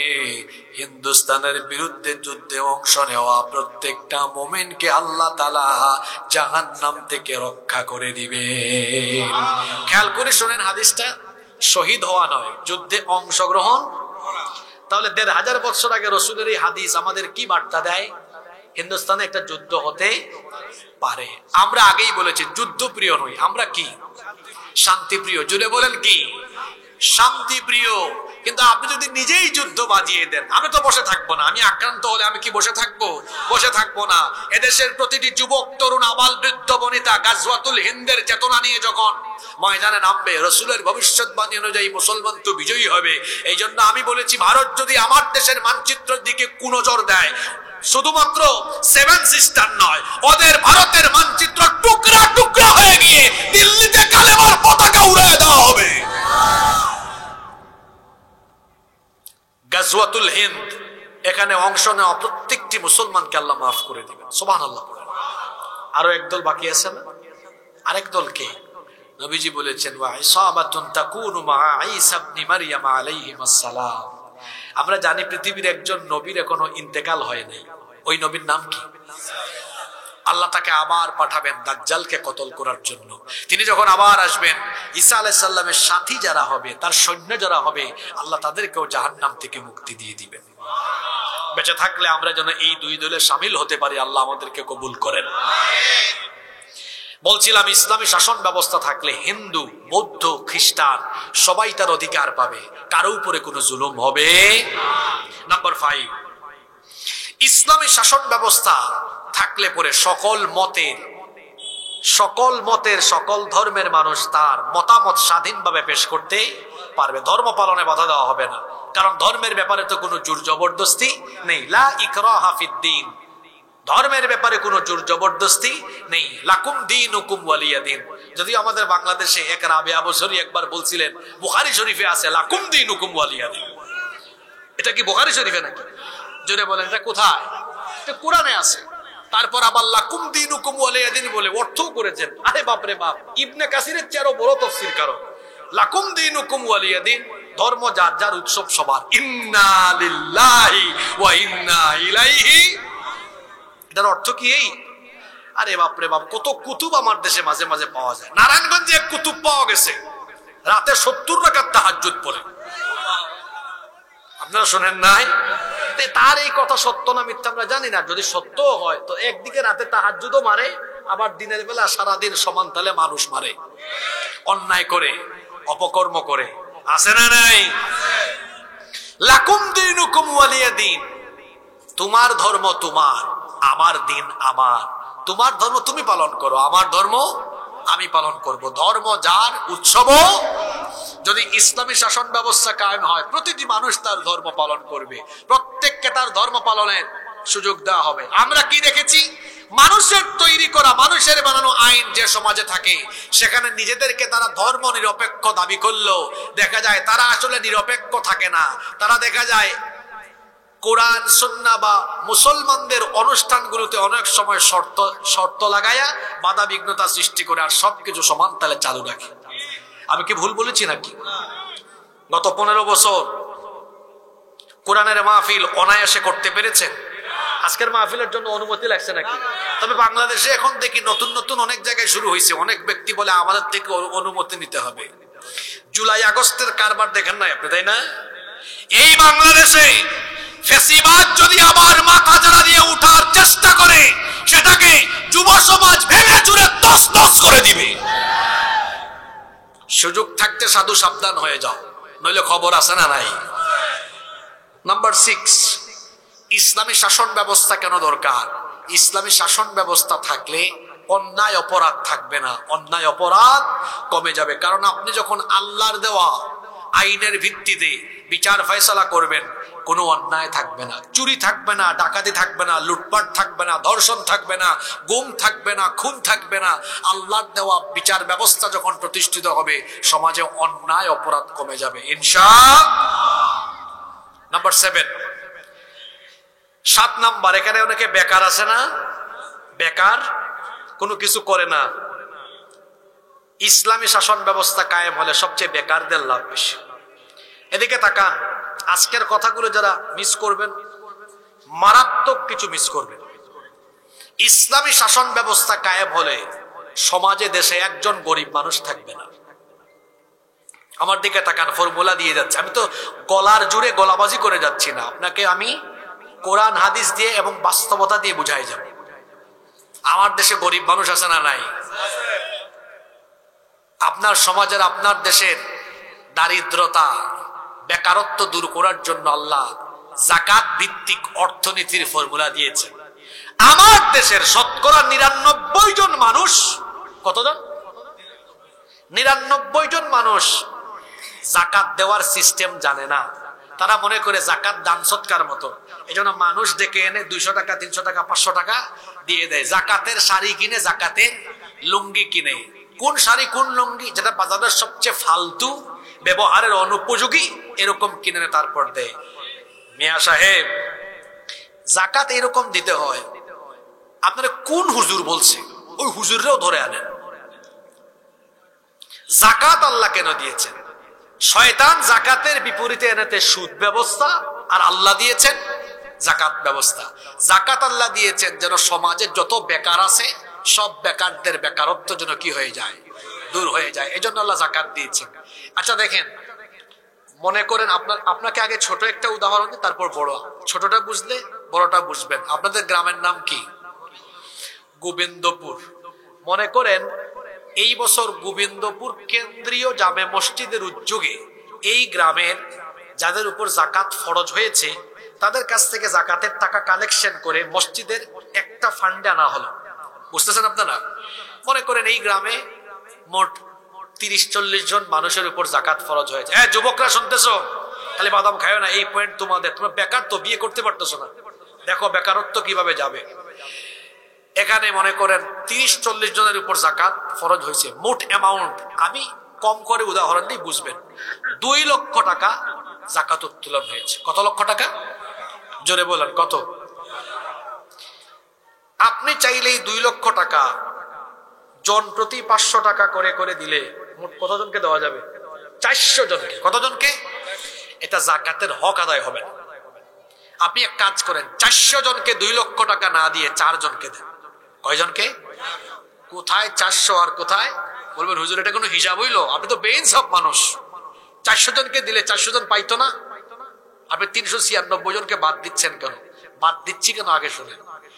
এই গ্রামের 4 জন পুরুষ বা নারী হতে পারে, গরিব, খাইতে পারে না, চলতে পারে না, আনেন, আপনারা আনলেন। একজন বিধবা মহিলা, তাকে আপনি 30-40 হাজার টাকা দিয়ে একটা সেলাই মেশিন কিনে দেন, এই মহিলার সংসার চলতে আর অসুবিধা হবে? কথা বলেন। আর একটা ছেলে, তার পুরো পরিবার নিয়ে টেনশনে, খাইতে পারে না, ওর একটা ভ্যান কিনে দেন। আপনাদের এলাকায় ভ্যান আছে নাকি?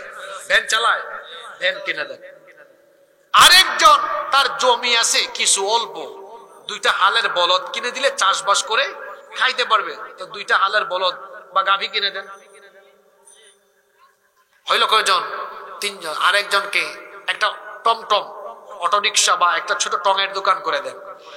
2 লক্ষ টাকা জাকাত উত্তোলন করে 4 জন ব্যক্তিকে দিলেন। বলেন, এই 4 জন ব্যক্তি 1 বছর যদি এগুলা, এই সব যেগুলা দিয়েছেন, এগুলা দিয়ে উপার্জন করে পরবর্তী বছর এরা কি আর জাকাত খাওয়ার উপযুক্ত থাকবে? বলেন, থাকবে? আমার দেশে বাণিজ্য মন্ত্রণালয় আছে, বিমান মন্ত্রণালয় আছে, পরিকল্পনা মন্ত্রণালয় আছে, স্বরাষ্ট্র মন্ত্রণালয় আছে, পররাষ্ট্র মন্ত্রণালয় আছে। আমার দেশে যদি ইসলামী শাসন ব্যবস্থা থাকতো, আর যদি জাকাত মন্ত্রণালয় থাকতো, ওই গোবিন্দপুর মসজিদ যেমন তার পুরা গ্রামের টাকা এক জায়গায় উঠাইছে, জাকাত মন্ত্রী তিনি গোটা দেশের মানুষের জাকাতের টাকা জাকাত মন্ত্রণালয়ে উঠাইতেন।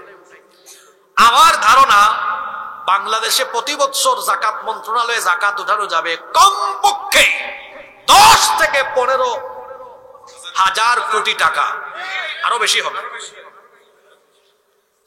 মনে করেন এই বছর, আমি একটা উদাহরণ দিই কিভাবে গরিব মানুষ থাকবে না দেশে। এই বছর জাকাত মন্ত্রণালয়ে 1,40,000 কোটি টাকা উঠানো হলো। কত? 1,40,000 কোটি টাকা উঠানো হলো। এখন এই টাকার আপনি বাংলাদেশের 70 লক্ষ যুবক যারা বেকার, এদেরকে আনেন। কত লক্ষ বললাম? 70 লক্ষ। প্রত্যেকজনকে 2 লাখ করে দেন, তাইলে 1,40,000 কোটি টাকা শেষ। বলেন তো, 70 লক্ষকে 2 লক্ষ করে দিলে এই মানুষগুলো আর গরিব থাকবে? এইরকম যদি 5-10 বছর জাকাত মিনিস্ট্রির মাধ্যমে জাকাত সেন্ট্রালি কালেক্ট করে সেন্ট্রালি ডিস্ট্রিবিউট করা হয়, 10 বছর পরে চ্যালেঞ্জ করে গেলাম এই মাঠ থেকে, একজন গরিব মানুষ বাংলাদেশে খুঁজেও পাবেন না আপনি। এবার আসেন হুজুর, কুরআন দিয়া তো বললেন, একটু বাস্তবিক উদাহরণ দেন তো। পৃথিবীতে কি এরকম কখনো হয়েছিল? ওই আলেমদেরকে সাক্ষ্য রেখে বলছি, কার শাসন আমলে এরকম হয়েছিল? ওমর ইবনে আব্দুল আজিজ রহমতুল্লাহি আলাইহির জামানায় মানুষ জাকাত নিয়ে রাস্তায় রাস্তায় ঘুরছে, একজন মানুষ পায় নাই জাকাত দিবে। সুবহানাল্লাহ মুখ দিয়ে বাইরে হয়। কোন মানুষ নিয়ে ওয়াজ করি আমি? আপনি বুঝছেন আমার কথা? তাইলে বলেন, এই দেশে বেকারত্ব দারিদ্রতা দূর হোক, আপনারা চান কিনা? তো বেকারত্ব দারিদ্রতা দূর করতে হলে নেতা নেত্রীর শাসন চান না ইসলামী শাসন চান? জোরে বলেন।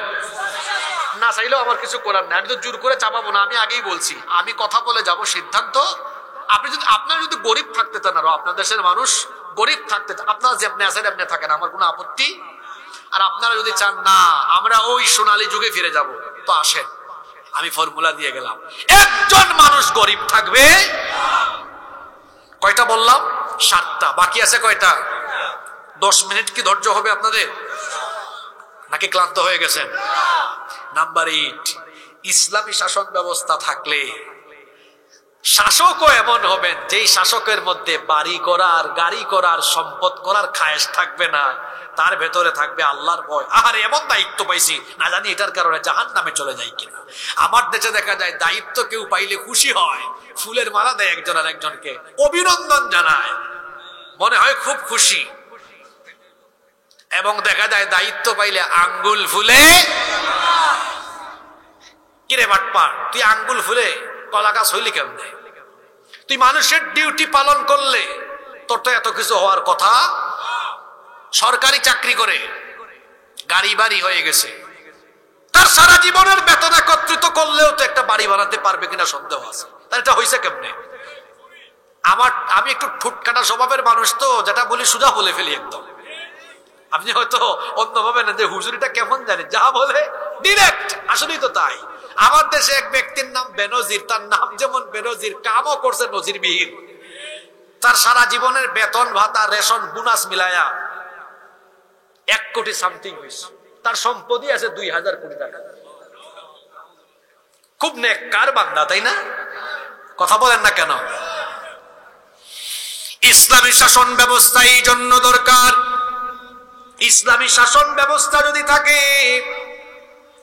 শাসকরা কখনো দুনিয়ামুখী হবে না, তারা হবে পরকালমুখী। দেখেন, আমি এমন একজন ব্যক্তির নাম বলি, যিনি ছোট্ট একটা ইউনিয়ন নয়, একটা সংসদীয় আসন নয়, ছোট্ট একটা দেশ নয়, বরং ইনি এমন এক মহান ব্যক্তি যিনি অর্ধ দুনিয়ার প্রেসিডেন্ট ছিলেন, অর্ধেক দুনিয়াকে তিনি শাসন করেছেন। আল্লাহু আকবার। ওমর ইবনুল খাত্তাব রাদিয়াল্লাহু আনহু অর্ধ দুনিয়া শাসন করেছেন। একদিন তিনি তার ঘরের মধ্যে মোমবাতি জ্বালিয়ে কাজ করছেন। সেই যুগে তো এইরকম ইলেকট্রিক্যাল লাইট ছিল না। মোমবাতি জ্বালিয়ে ঘরের ভেতরে কাজ করছেন। এমন সময় তার কিছু আত্মীয় স্বজন দেখা সাক্ষাতের জন্য দরজায় এসে নক করলেন। তিনি তাদেরকে দরজায় থামিয়ে দিলেন, ভেতরে ঢুকতে দিলেন না। তিনি তখন তার সামনে থাকা মোমবাতির আগুন ফু দিয়ে নিভিয়ে দিলেন। নতুন আরেকটি মোমবাতিতে আগুন ধরালেন। তারপরে তাদেরকে ভেতরে আসতে বললেন। ভেতরে ঢুকে এরা কৌতূহল চেপে রাখতে না পেরে জিজ্ঞেস করলো, আমিরুল মুমিনিন, আপনার সামনে তো মোমবাতিতে আগুন ধরানো ছিল, সেটা ফু দিয়ে বন্ধ করে দিয়ে নতুন আরেকটি মোমবাতিতে কেন আপনি আগুন ধরালেন? তিনি তখন বললেন, তোমরা আসার আগ পর্যন্ত রাষ্ট্রের টাকায়, জনগণের টাকায় কেনা মোমবাতির আলো জ্বালিয়ে জনগণের কল্যাণে রাষ্ট্রীয় কাজ, অফিসিয়াল কাজ করছিলাম। তোমরা যখন ভেতরে ঢোকার জন্য অনুমতি চাইলে, চিন্তা করলাম জনগণের টাকায়, রাষ্ট্রের টাকায় কেনা মোমবাতির আগুন জ্বালিয়ে যদি আমার আত্মীয় স্বজনের সাথে ব্যক্তিগত কথা বলি, জনগণের সম্পদ নষ্ট হয়ে যাবে, আমানতের খেয়ানত হবে, রাষ্ট্রের সম্পদ অন্যায়ভাবে নষ্ট করা হবে, এমনকি কিয়ামতের ময়দানে আমাকে আসামি হয়ে, জালেম হয়ে আল্লাহর সামনে দাঁড়ানো হতে পারে। এই ভয়টা যখন আমার অন্তরে আসলো, তখন আমি রাষ্ট্রের টাকায়, জনগণের টাকায় কেনা মোমবাতির আগুন ফু দিয়ে নিভিয়ে দিয়ে নিজের টাকায় কেনা মোমবাতির আগুন জ্বালিয়ে তোমাদের সাথে এখন কথা বলছি। তাই ইসলামী শাসনের নমুনা। আর আপনারা যেটা সমাজে দেখেন মানুষের শাসনের নমুনা, দেখছেন তো, আঙ্গুল ফুলে চোরের দল, কোটি কোটি টাকা লুটপাট করে আমার দেশটার সর্বনাশ ঘটিয়েছে। এই দেশে কিসের অভাব? এই দেশে সম্পদের অভাব নাই। আমার বাড়ি সিলেটে, সিলেট গেলে দেখবেন ওই ভুলাগঞ্জে, জাফলংয়ে যাবেন, পাথরের খনি আল্লাহ দিয়েছে, সুবহানাল্লাহ। গ্যাসের খনি আছে এখানে, কয়লার খনি আছে, চায়ের সম্পদ আছে, মাছ আছে, বিল আছে, খাল আছে, নদী আছে, সাগর আছে। আর দেশের মাটি তো সোনার মাটি, উর্বর, যা ফেলেন তা হয়ে যায়, সুবহানাল্লাহ। সম্পদের অভাব, একটা জিনিসের অভাব, ভালো মানুষের অভাব। কিসের অভাব? আমার দেশটা বড় নির্যাতিত, চোর আর চোর। এই দেশে যেমন আছে সম্পদের খনি, তেমন আছে চোরের। এজন্য সিদ্ধান্ত নিতে হবে, বদলাতে চাইলে আপনার সিদ্ধান্তকে বদলাতে হবে। আর মানুষের তৈরি করা আইন নয়, আমরা এখন আল্লাহর আইন চাই। 8 নম্বর পয়েন্ট গেল, ইসলামী শাসন ব্যবস্থা থাকলে শাসকরাও পরহেজগার থাকবে। এজন্য তো আমরা বলি আল্লাহর আইন চাই আর সৎ লোকের। নাম্বার 9 নম্বর, ইসলামী শাসন ব্যবস্থা এই জন্য দরকার, ইসলামী শাসন ব্যবস্থা প্রতিষ্ঠা করা এটা রাসূলের গুরুত্বপূর্ণ সুন্নত। আমার দেশে টুপি লাগানো সুন্নত, চোখে সুরমা লাগানো সুন্নত, খাবার শেষে একটু মিষ্টি খাওয়া, মধু খাওয়া সুন্নত, খুব মানে মানুষ। আর রাসূল যে রক্ত দিয়ে, জীবন দিয়ে আল্লাহর বিধান প্রতিষ্ঠা করে মদিনার রাষ্ট্র 10 বছর পরিচালনা করে গেলেন, এই সুন্নতের দ্বারে কাছে মুসলমান। আল্লাহ কি তার নবীকে শুধুমাত্র নামাজ, রোজা, হজ, যাকাতের দাওয়াত দেওয়ার জন্য পাঠিয়েছেন? কেন পাঠিয়েছেন? কোরআনে কারীমের 61 নম্বর সূরা সূরাতুস সাফাত 9 নম্বর আয়াতে আল্লাহ বলছেন হুয়াল্লাযী আরসালা রাসূলাহু বিল হুদা ওয়া দীনিল হক লিইয়ুযহিরাহু আলা الدين كله ولو كره المشركون তিনি হচ্ছেন সেই সত্তা যিনি তার রাসূলকে হেদায়েত এবং দ্বীনে হক সহকারে পাঠিয়েছেন যাতে করে পৃথিবীর সকল মতাদর্শ সকল মত পথের শিকড় কেটে ফেলে আল্লাহর জমিনে যেন তিনি আল্লাহর আইন বাস্তবায়ন করতে পারেন। এই জন্য নবীকে যিনি পাঠিয়েছেন তিনি কে? সেই পথের পথিক আপনাকেও হতে হবে।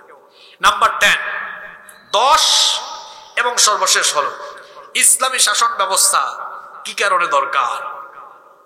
কারণ এই জমিনটা তো আল্লাহর। এই জমিনটা কিভাবে চললে ভালো হবে সেই ফর্মুলা সবচাইতে ভালো জেনে দিতে পারেন তিনি কে? এজন্য আল্লাহ বলেছেন আলা লাহুল খালকু ওয়াল আমর, সৃষ্টি যার, আইনও চলবে। ইসলামী শাসন ব্যবস্থার গুরুত্ব সম্পর্কে কয়টা পয়েন্ট বললাম? এবার আমার দিকে তাকান, আর একটা কথা এখানে অ্যাড করি। ইসলামী শাসন ব্যবস্থা যদি প্রতিষ্ঠা না হয় তাহলে আপনি আমর বিল মারুফ নাহি আনিল মুনকার এটার বাস্তবায়ন করতে পারবেন না। আমাদেরকে আল্লাহ সব উম্মত থেকে শ্রেষ্ঠ উম্মত বানিয়েছেন। সুবহানাল্লাহ পড়েন। কি বলছেন আল্লাহ শুনেন, কুনতুম খায়রা উম্মাতিন উখরিজাত লিন-নাসি তা'মুরুনা বিল মা'রুফি ওয়া তানহাউনা আনিল মুনকার।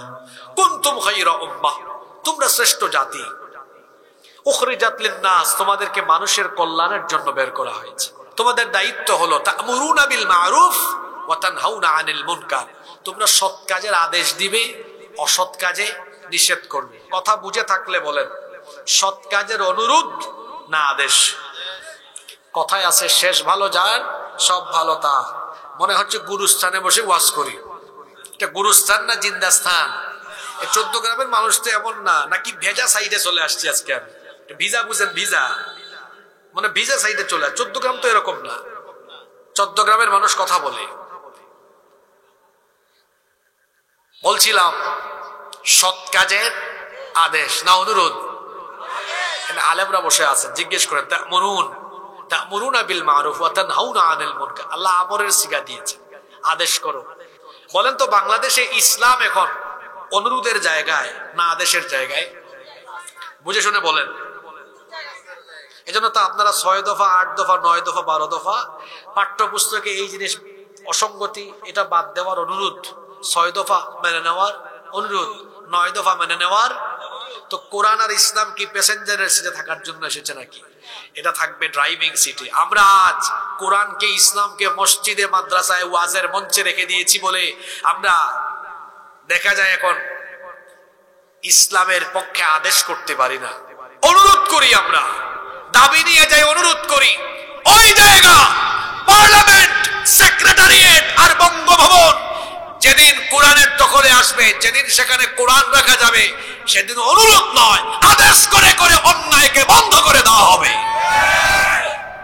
এজন্য এই কোরআনকে ইসলামকে ওই হুকুমাতের জায়গায় নিয়ে যেতে হবে, যেটা করেছেন মুহাম্মাদুর রাসূলুল্লাহ সাল্লাল্লাহু আলাইহি ওয়াসাল্লাম। তিনি কি এই কোরআনকে হুকুমাতের জায়গায় নিয়ে 10 বছর মদিনার রাষ্ট্র পরিচালনা করেননি? ওয়াজ আর পাওয়ার পার্থক্য বুঝাই আজকে আপনাদেরকে নিয়ে মোনাজাত করব। ওয়াজ আর একটা কথা কি বললাম, পাওয়ার মানে ক্ষমতা। ওয়াজ আর পাওয়ার দুটা জিনিস বুঝেন। এখানে ওয়াজ করে সবাইকে আমি নামাজের কথা বললো, কয়েকজন পড়বে কয়েকজন। আর পাওয়ার মানে কি বুঝেন? ওখান থেকে বলা হবে নামাজ না পড়লে ব্যাত লাগানো হবে, দেখবেন ওযু ছাড়াও দৌড় মারবে। বুঝছেন আপনি? দর্শক তারা এত বুঝাই, তাও মাহফিল থেকে গিয়া মেয়েটা যায় টিটকারি মারে। আপনি কোরআনের আইন একটু চালু করে দেখেন, হে তারের মতো সোজা হয়ে যাবে। ওয়াজ আর পাওয়ার বুঝছেন? রাসূল ওয়াজ করেছেন, ওয়াজ করেন নাই? রাসূল ওয়াজ করেছেন, মানুষকে কোরআন শুনিয়েছেন, বুঝিয়েছেন। আবার রসুল কোরআনকে পাওয়ারের জায়গায়ও নাকি নিয়ে যান নাই? আমি কি ভুল বললাম নাকি? আমার নবী কত বছর রাষ্ট্র পরিচালনা করেছেন? জোরে বলেন। এই সুন্নাত আপনারা পালন করবেন না বুঝি? কোরআনকে কি ওই জায়গায় পৌঁছাবেন না? ওই জায়গায় পৌঁছালে আজকে কতগুলা পয়েন্ট বললাম। ন্যায় বিচার পাবেন, আলো আসবে, শান্তি আসবে, বেকারত্ব ঘুচবে। একটা মানুষ বেকার, শান্তি পাবেন, সুখ পাবেন, অধিকার পাবেন, লুটপাট থাকবে না, দুর্নীতি থাকবে না, চুরি থাকবে না, ডাকাতি থাকবে না, শান্তি আর শান্তি চলে আসবে। সুবহানাল্লাহ। এজন্য আমরা আল্লাহর দেওয়া কোরআনের শাসন, আমরা কি কোরআনের শুধু মাহফিল শুনবো না কোরআনের শাসনও চাই? কারা কারা চান না হাত তুলেন। বেহুশ কয়েকজন পাইছেন? সবাই চান তো? চাইলে কি করতে হবে? সবাইকে কোরআনের পক্ষে থাকতে হবে, কোরআন পড়তে হবে, বুঝতে হবে। বছরে একদিন মাহফিল শুনলেই হবে না, প্রতিদিন কোরআন পড়েন, 5 আয়াত করে পড়েন, অর্থ সহ ব্যাখ্যা সহ। 4 বছরে পুরা কোরআন শেষ হবে। 10 আয়াত করে অর্থ সহ ব্যাখ্যা সহ পড়েন, 2 বছরে শেষ হবে। 20 আয়াত করে পড়েন, 1 বছরে ফর্মুলাও দিয়ে গেলাম। আল্লাহ আমাদেরকে কথাগুলো শোনার, মানার, বুঝার তৌফিক দান করে।